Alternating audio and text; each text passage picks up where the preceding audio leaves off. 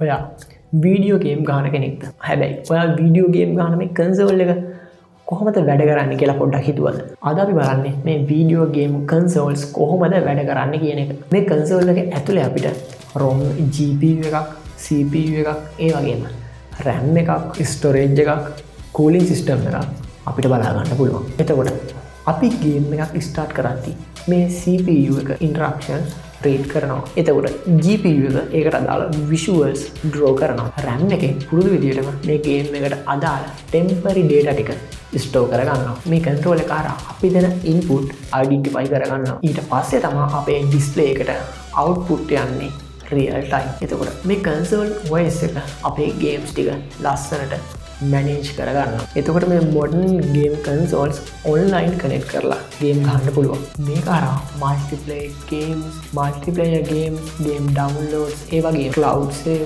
Streaming service අපිට බලා ගන්න පුළුවන්. එතකොට මේ ක්ලවුඩ් ගේමින් වලදී ගේම් එක සේව් එකක් කරා තමයි රන් වෙන්නේ. ඒකට අපිට ෆාස්ට් ඉන්ටර්නෙට් කනෙක්ෂන් එකක් අනිවාර්යයෙන්ම තියෙන්න ඕනේ. එතකොට මේ ගේමින් කන්සෝල් එකක් කියන්නේ එන්ටර්ටේන්මන්ට් ඉන්ජිනියරින් එකට පර්ෆෙක්ට් මික්ස් එකක්. ඔයා මොනවද මෙන්න මේ ගේමින් කන්සෝල්ස් ගැන දන්නේ?